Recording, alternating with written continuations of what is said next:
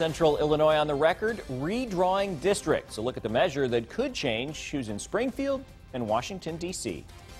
Plus, Governor Rauner weighs in on the presumptive GOP presidential nominee. What the head of the Republican Party in Illinois is saying about his fellow billionaire businessman. And making medical marijuana more available to the people who need it. What an advisory board says about adding ailments to the state's pilot program. Now, from your local election headquarters, this is Central Illinois on the record. Welcome to Central Illinois on the record. I'm Paul Cicchini. Universities and colleges could be getting another infusion of much-needed cash, along with many social service agencies. Two bills passed the Senate Thursday with bipartisan support. They now head to the House. One bill will bring college funding up to 60% of what it usually gets for the year. The other would provide more than $400 million in funding for social services that have been on the brink of closure. The money would come from the state's accounts that still have cash reserves. However, social service agencies in Illinois are suing the governor for millions of dollars, saying they're fed up because they haven't been paid for almost a year. Delivering service for more than 300 days without seeing a dime. And when the whole world knows that you can't pay your bills, who would even want to come here to do business? A lawsuit filed this week in Cook County Court said 64 providers want their contracts paid in full. The Pay Now Illinois Coalition is asking for over $100 million. A spokeswoman for Governor Rauner says the frustration is understandable, but the only solution is for the General Assembly to pass a balanced budget as soon as possible. Getting psychiatric help is getting harder in the state, now 10 months into the Illinois budget stalemate. The Human Service Center provides psychiatric care to those who need it, but the state owes it $1 million, forcing the group to run on reserves. The Human Service Center has yet to make any cuts, but resources are running low and waiting lists are getting longer. This is not going to be a one budget fix. This is going to be a multiple year strategy. Because the problem is not going away quickly, the impact is trickling down. The Unity Point Health Methodist Intake Center is seeing more patients. Staff there has to work with struggling agencies to get people help they need. My staff do a really good job of calling ahead and saying, this is what we need, this is what the patient is looking for, can you get them in sooner?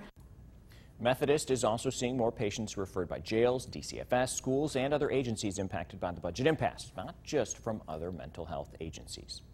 Lawmakers promise a new funding formula would be the saving grace for poor schools.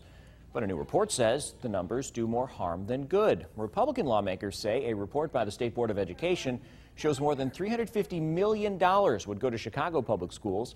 Sponsors of the bill say it will be half that. Some lawmakers say the formula isn't ready and the state should focus on funding schools without drastic cuts. Well, I think the best solution is ensuring that they're going to open up, and we can always negotiate with these different proposals throughout the year.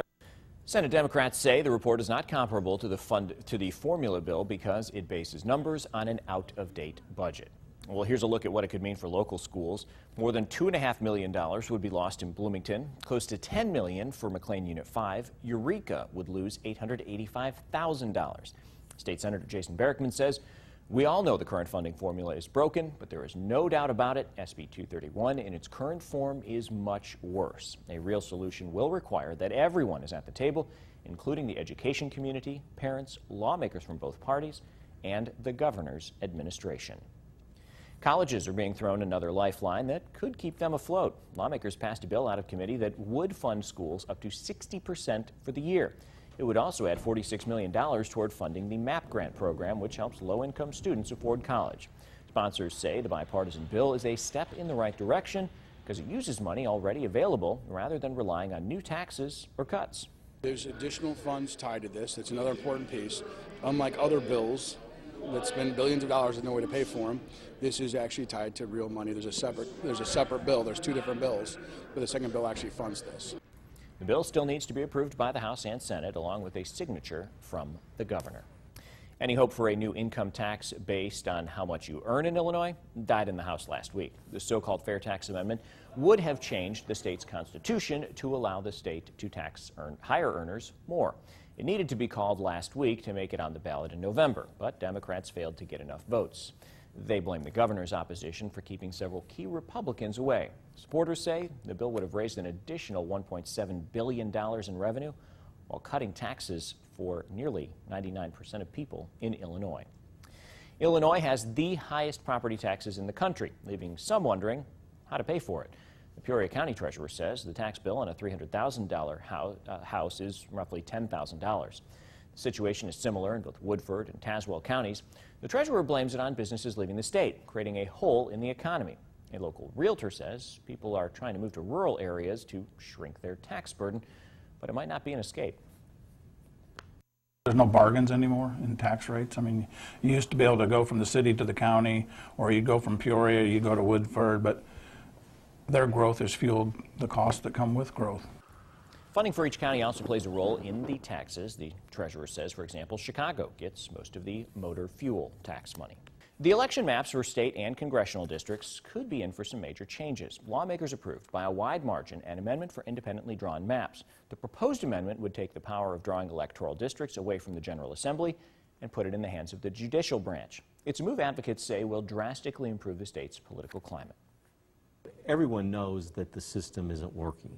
Right now you have uncompetitive legislative districts, either it's a predominantly Republican district or predominantly Democratic. Taking lawmakers out of the process for drawing political districts has been a growing movement in Illinois. People are tired of politicians picking their voters. They want voters to pick their politicians. On Tuesday, the bill cleared the House with 105 votes, with support from Democrats and Republicans. However, for the 7 members who voted against the measure, they're worried about safeguards for protecting minority districts. I am still concerned that the initiative itself will reduce representation of minorities in the legislature. Representatives say elected members should have a role in the drawing or approving maps to ensure minority groups are represented. But to cut out any really important part of that constituency, I think we may not come out with what we really want. There's also a ballot initiative for independent maps. Now, critics worry the 2 amendments could confuse voters and doom both. If both are approved, the Supreme Court would have the final say on which amendment would be ratified. Donald Trump is back on the campaign trail after becoming the presumptive GOP presidential nominee when John Kasich and Ted Cruz ended their campaigns. At a rally in West Virginia Thursday, Trump talked about his knowledge of mining and mentioned a company close to many in central Illinois. I love construction. I love the whole thing. I can tell you more about Caterpillar tractors than the people that work there. I just know, I love that business. I love construction. Trump's referenced Caterpillar in the past, including in an interview last summer when he said people are buying Komatsu instead of Caterpillar tractors and, quote, we're in big trouble. Well, now the thought of Trump being the Republican nominee isn't sitting well with some in Springfield. I will support the Republican Party's nominee for president. I'll do everything I can to work with that nominee. Not so fast, and that's what the governor said in March. A month and a half later, he appeared to be backing off his promise. Rauner now says he will not endorse Donald Trump, nor will he go to the Republican convention in Ohio.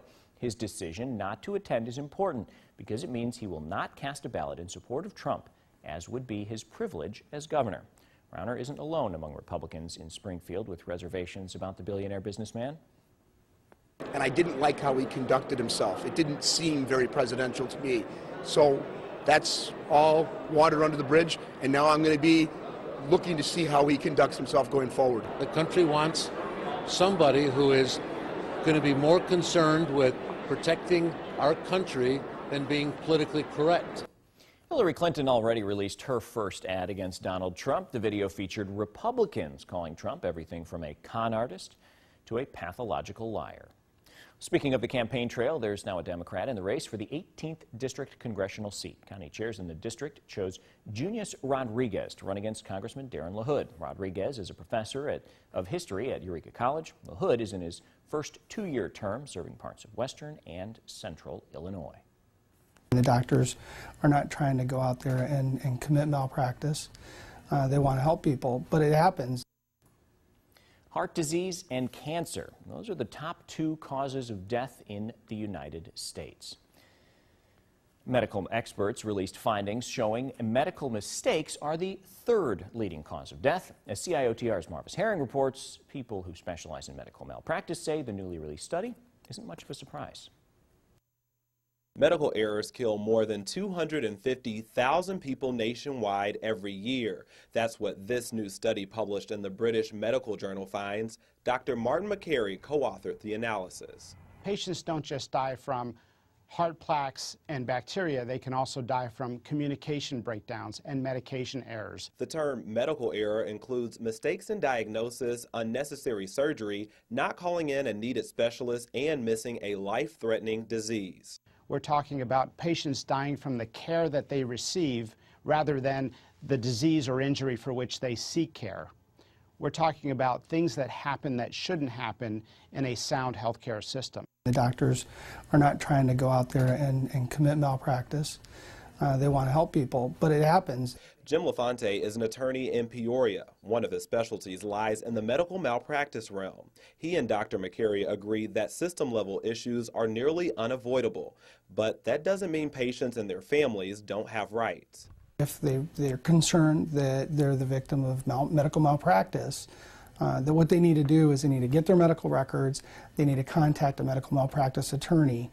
LaFonte recommends finding a lawyer with experience in medical malpractice suits, but warns not to wait too long to do so. The typical statute of limitations is 2 years, he says, and sometimes it's even shorter. There are a lot of people out there that think that they've been the victim of a medical malpractice, and most are not. You know, bad things sometimes do happen even under the best of circumstances. But when there is malpractice, there is a system in place to allow people to bring their claims. Researchers involved with the study are calling for better reporting nationwide. It's an effort to better understand the scale of the problem because deaths caused by medical error aren't tracked. Fonte says if you're at a hospital, there's usually a patient advocate who can help. HIV patients who apply for Medicaid may find it harder to get treatment. That's because the Department of Health and Human Services says a drug used to treat the disease is raising concerns. Atripla is a tablet used to treat HIV, but officials are worried since it was removed from the suggested treatment list. Those with HIV say by making patients go through more paperwork and authorizations, it could cause them to look elsewhere. Yeah, being adherent to medication is one of the best things that you can do is keep taking your medication, keep the virus low in your body, and it keeps it from infecting other people. Now, some groups, like the AIDS Foundation of Chicago, already removed Atripla from its preferred drug list. Stretching the statute of limitations, why child sex predators could face prosecution forever. And Governor Rauner supports startups, what he had to say about risk and sacrifice.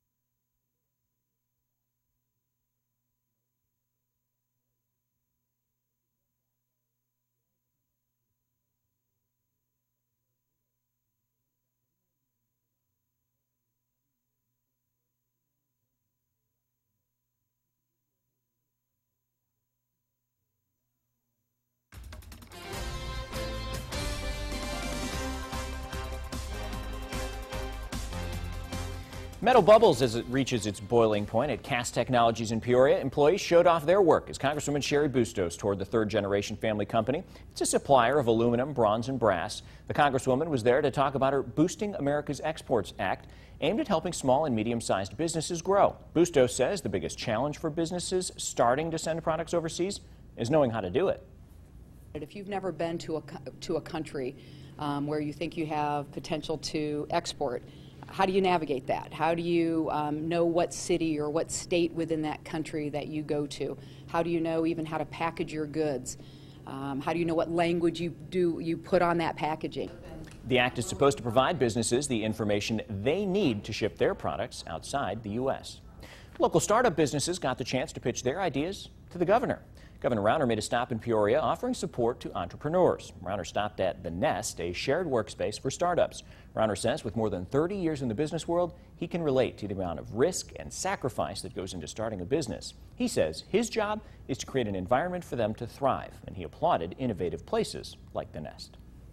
These sorts of entrepreneurial incubators are key to our economic growth all over the state of Illinois. They are wonderful opportunities for budding entrepreneurs to be with each other, talk to each other, get advice from each other, get introductions to other key advisors from each other, and help each other in mutual success. Rauner says he's working to get rid of the red tape businesses face, including tax burdens. Decision delayed. Why Connect Transit is not finalizing plans to change routes. And exposing frauds. A look at legislation that would make it a crime to impersonate a veteran.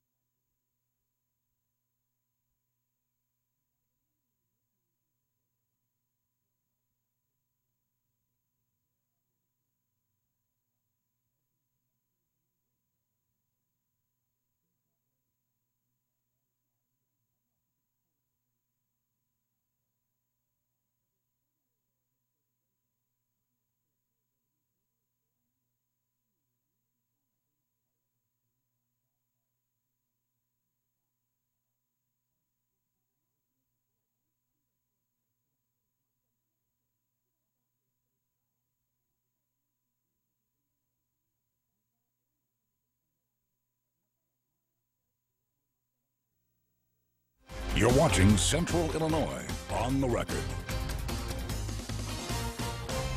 The statute of limitations for child sex abuse cases could be eliminated in Illinois. State Senator Scott Bennett of Champaign introduced a bill after former House Speaker Dennis Hastert was sentenced in a hush money case and admitted to sexually abusing teenagers decades ago.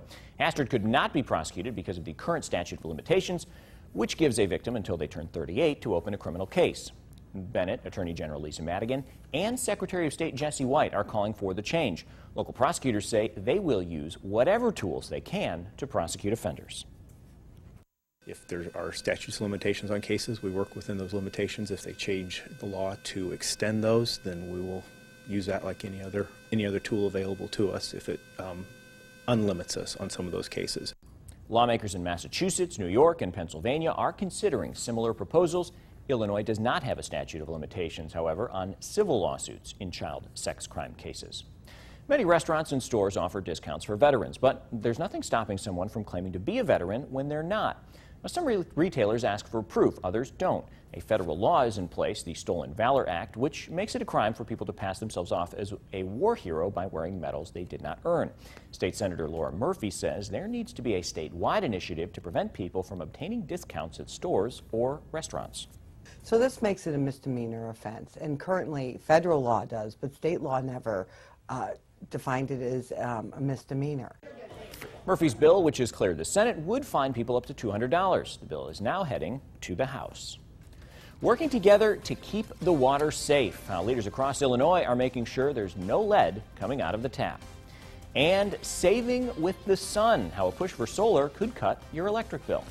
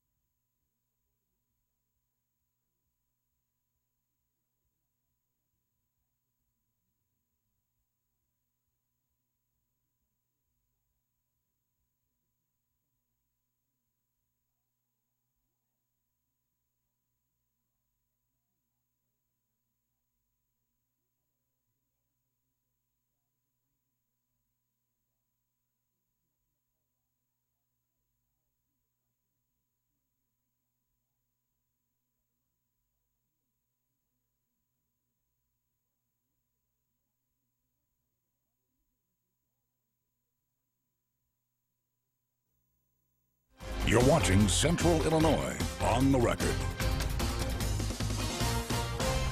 People in the Twin Cities will have to wait a little longer before they get a decision on changes to Connect Transit's bus routes. The Board of Trustees met last week to vote on whether to approve the bus system's final route proposal. The decision was postponed until the next meeting. Connect Transit's been working on a new bus route system for months. It says will be easier to use and serve more people in the area. Despite the fact there has been pushback by bus riders who would be losing service, 3 of the 7 board members believe the changes should have been approved last week. It is time, perhaps it's overdue, that we move this forward, but that we commit to all of you and to the other potential riders and riders in our communities that we will eventually resolve the remaining differences. The other 4 board members say they're supportive of the changes but want a few more weeks to iron out the details before a final vote. Connect Transit says the delay would put a strain on staff to roll out the new system if the routes are approved later. But the board wants to see if the new system can be brought more in line with what people in the community are looking for. Let's work as hard as we can in the next 3 weeks, as we have in the last couple weeks, about building consensus around what's happening here. The board is scheduled to vote on the new routes at its next meeting on May 24th. The Ecology Action Center is partnering with the Midwest Renewable Energy Association to bring its Solar Group Buy program to the Twin Cities. It helps homes, businesses, and farm owners cut electricity bills by making solar power more accessible through volume purchasing. Free information sessions known as Solar Power Hours will be offered over the next few months for anyone interested. The Ecology Action Center hopes to see people go green to save green. It's a win-win that we get more solar in our community, more renewable energy. Homeowners and small businesses can get this installed, on their property at a much better rate than normal. The next Solar Power Hour will be held at 6 p.m. May 16th at the Normal Public Library. The participation deadline, July 31st. Still to come, trying to treat more people with medical marijuana, what an advisory board had to say about adding ailments. And safe drinking water in Central Illinois, how local leaders are working with Washington lawmakers to keep taps lead-free.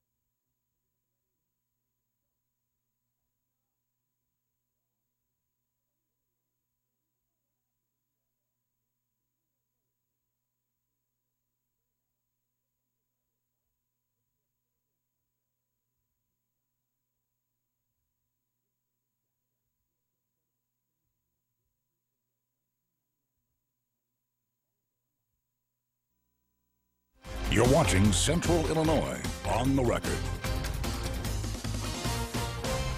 The mayor of Galesburg and a member of Congress are setting aside their differences to get lead out of drinking water. Mayor John Pritchard and Representative Sherry Bustos agreed to fight the situation together during a conference call last week. The mayor says the city is doing all it can. Now, half of the results for Galesburg's lead water tests are back. The city tested water from 60 homes that exceeded the action level for lead at the end of April. Results from 2 tested above that action level.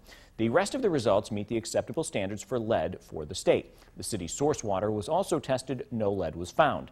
The rest of the results are expected to be returned in the near future. Dozens of police departments come together last week, an effort to put an end to the drug epidemic.